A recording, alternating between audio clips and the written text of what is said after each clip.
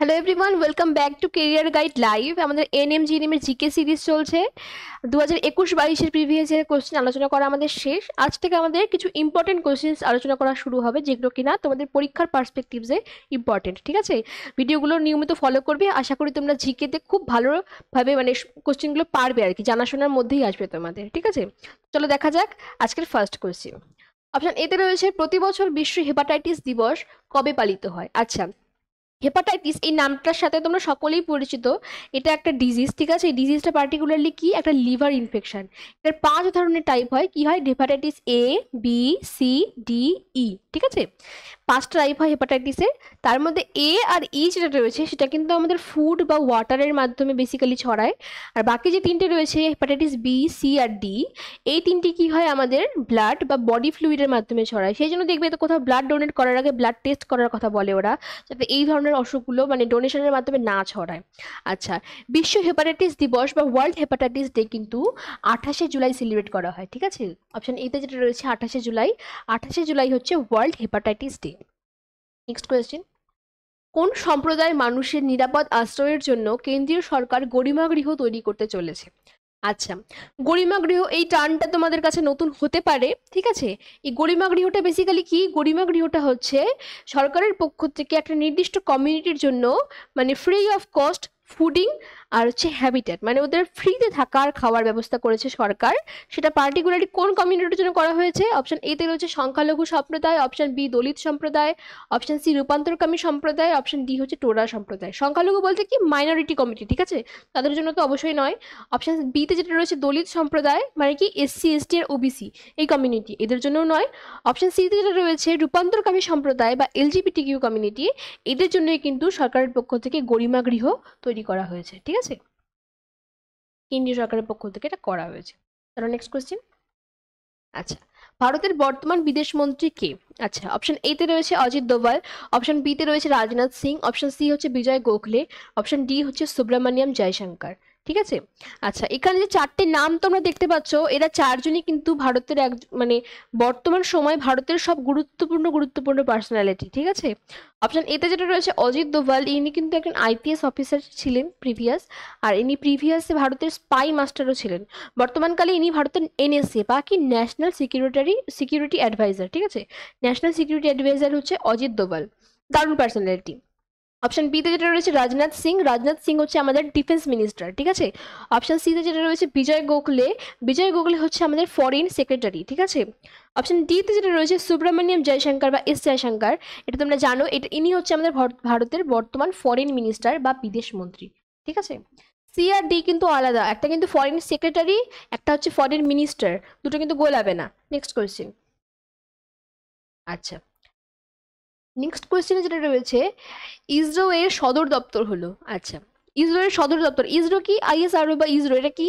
Indian space research organisation. ঠিক আছে, এটা হচ্ছে কি করে? বেসিক্যালি স্পেস রিলেটেড ভারতের যত সব রিসার্চ বা গবেষণা রয়েছে সেটা কিন্তু ইসরোতে হয়ে থাকে। ঠিক আছে, এটা সদর দপ্তর কোথায় রয়েছে? অপশন এতে রয়েছে Hyderabad, option B Bengaluru, option C হচ্ছে আহমেদাবাদ, অপশন ডি তিরুবনন্তপুরম। তিরুবনন্তপুরম কি? তিরুবনন্তপুরম হচ্ছে কেরালার ক্যাপিটাল। ঠিক আছে, অপশন সিতে যেটা রয়েছে আহমেদাবাদ, আহমেদাবাদের একটা স্পেশাল নেম রয়েছে, সেটা আমরা গত কোনো একটা ভিডিওতে আলোচনা করেছি। ঠিক আছে, তোমাদের প্রিভিয়াস ইয়ারই আলোচনা হয়েছে এটা। তো এই নামটা তোমরা আমাকে কমেন্টে জানাবে যে আহমেদাবাদকে আরও কি নামে জানা যায়। অপশন বিতে রয়েছে বেঙ্গালুরু, বেঙ্গালুরু স্পেশাল নেম রয়েছে, কি কি রয়েছে? Silicon valley of India, IT capital, space city, এগুলোর নামে কিন্তু বেঙ্গালুরুকে জানা হয়। আচ্ছা, অপশন এতে যেটা রয়েছে হায়দ্রাবাদ, হায়দ্রাবাদের কিন্তু ফেমাস কেন? হায়দ্রাবাদের একটা টুইন সিটি রয়েছে একই রকম দেখতে, সেটা হচ্ছে সেকেন্দ্রাবাদ। এখানে যেটা কোশ্চেন রয়েছে ইসরোর সদর দপ্তর, সেটা কিন্তু হয়ে যাবে বেঙ্গালুরু। ঠিক আছে, বেঙ্গালুরুতে ইসরোর সদর দপ্তর রয়েছে। আচ্ছা, চলো নেক্সট কোয়েশ্চেন। নিম্নলিখিত কোনটি অতীতে পর্তুগিজদের কলোনি ছিল না? অপশন এতে রয়েছে পন্ডিচেরি, অপশন বি হচ্ছে Chandannagar, option C Goa, option D হচ্ছে আন্দামান ও নিকোবর দ্বীপপুঞ্জ।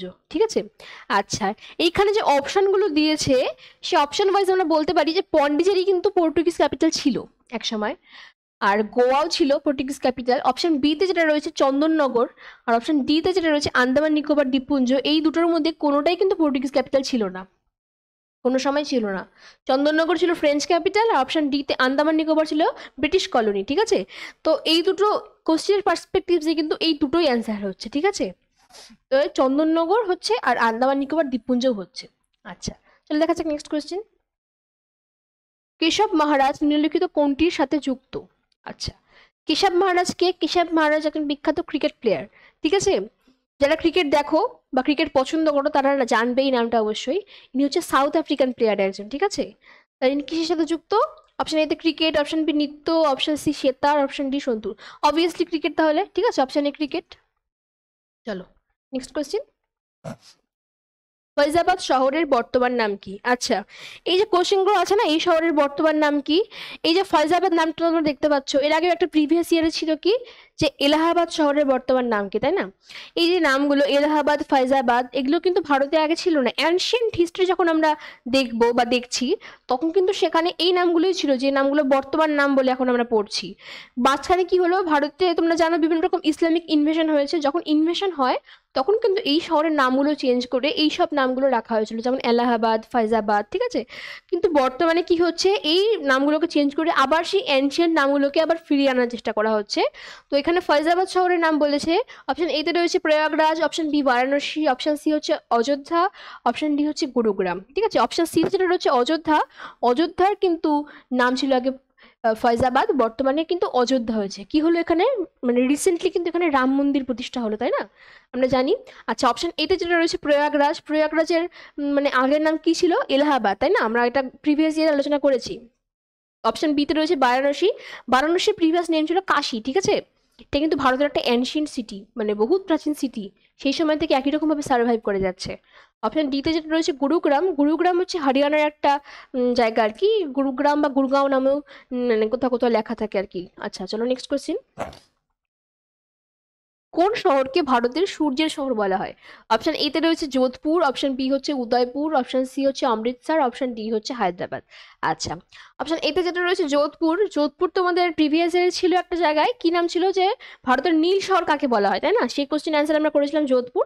তো বেসিক্যালি হ্যাঁ, যোধপুরের একটা নাম হচ্ছে নীল শহর, ঠিক আছে? অপশন বিতে যেটা রয়েছে উদয়পুর, উদয়পুরকে কিন্তু লেক সিটি বা সিটি অফ লেকস বলা হয়, হ্রদের শহর বলা হয় উদয়পুরকে। হ্রদের শহর কিন্তু আরেকটা আছে, এটা ভোপাল, মধ্যপ্রদেশের ভোপালকে বলা হয় হ্রদের শহর। তো দুটো অপশনে থাকবে না, যেটা থাকবে তোমরা সেটা অ্যান্সার করবে। অপশন সিতে যেটা রয়েছে অমৃতসর, অমৃতসরকে কি বলা হয়? গোল্ডেন সিটি, এটা পাঞ্জাবে আছে, তাই না? অপশন জিতে যেটা রয়েছে হায়দ্রাবাদ, হায়দ্রাবাদের টুইন সিটি কি? সেকেন্দ্রাবাদ, তাই না? এটা আমরা পড়েছি অনেকবার। আচ্ছা, এখানে যেটা কোশ্চেন করছে সূর্যের শহর বা সান সিটি, সেটা কিন্তু বলা হয় যোধপুরকে, ঠিক আছে? যোধপুরের দ্বারা আমরা কটা নাম জানলাম? আপাতত দুটো নাম জানলাম। কি কি জানলাম? ব্লু সিটি একটা, একটা সান সিটি, নীল শহর আর সূর্যের শহর, তাই না? চলো নেক্সট কোশ্চেন। আচ্ছা, কোন নদী বিহারের দুঃখ নামে পরিচিত? অপশন এতে রয়েছে দামোদর, অপশন বিতে রয়েছে কোশি, অপশন সি হচ্ছে ব্রহ্মপুত্র, অপশন ডি হচ্ছে লুনি। দামোদর নদকে বলা হয় বাংলার দুঃখ, তাই না? দামোদর নদ হচ্ছে বাংলার দুঃখ। অপশন বিতে যেটা রয়েছে কোশি, কোশিকে বলা হচ্ছে বিহারের দুঃখ, ঠিক আছে? এই কোশ্চেনের রাইট অ্যান্সার কিন্তু হয়ে যাবে কোশি। অপশন সিতে যেটা রয়েছে ব্রহ্মপুত্র, গঙ্গা ব্রহ্মপুত্র বদ্বীপ হচ্ছে পৃথিবীর বৃহত্তম নদী বদ্বীপ, ঠিক আছে? অপশন ডিতে যেটা রয়েছে লুনি, লুনি হচ্ছে ভারতের একমাত্র অন্তর্বাহিনী নদী। অন্তর্বাহিনী নদী কি? যেটা সৃষ্টি আর মোহনা, উৎস আর মোহনা দুটোই কিন্তু একটা দেশের মধ্যেই, মানে এটা অন্য কোনো দেশে যায়নি, ভারতের মধ্যে সৃষ্টি, ভারতের মধ্যেই প্রবাহিত, ভারতেই মোহনা, তাই এটাকে বলা হচ্ছে অন্তর্বাহিনী নদী। এটা ভারতের একমাত্র অন্তর্বাহিনী নদী, সেটা হচ্ছে কি? লুনি, ঠিক আছে? Next question. বিখ্যাত তবলা বাদক ওস্তাদ আল্লাহ রাখায়ের আসল নাম কি? আচ্ছা, অপশন এতে রয়েছে ইকবাল কুরেশি, অপশন বি হচ্ছে হাসান মোহাম্মদ, অপশন সি হচ্ছে বিসমিল্লাহ খান, অপশন ডি হচ্ছে কাজী নজরুল ইসলাম। অপশন ডিতে যেটা রয়েছে কাজী নজরুল ইসলাম, এটা আমাদের সকলের কিন্তু পরিচিত নাম, তাই না? এনার লেখালেখি আমরা ছোট থেকে পড়ে পড়েই বড় হচ্ছি। বিভিন্ন লেখা আছে, নাকি বিদ্রোহী কবি বলা হয়, বেসিক্যালি বিদ্রোহ মানে রিলেটেড লেখালেখি করতে নিনি।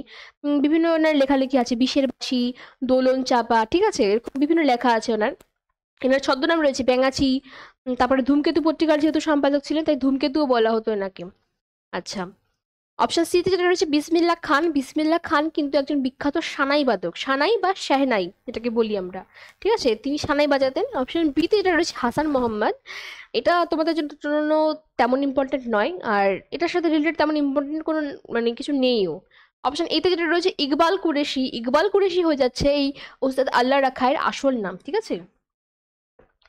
বিখ্যাত তবলাবাদক, খুব সুন্দর বাজান, তোমরা শুনতে পারো। আচ্ছা, তো আজকের জন্য আমাদের 10টা কোশ্চেন আলোচনা করা শেষ। আজকের জন্য ভিডিও এই পর্যন্তই থাকছে। আশা করি ক্লাসগুলো তোমাদের ভালো লাগবে, তোমরা কন্টিনিউ করবে। ঠিক আছে, তাহলে থ্যাঙ্কস ফর ওয়াচিং। ভালো থাকো, সুস্থ থাকো, দেখতে থাকো কেরিয়ার গাইড লাইভ।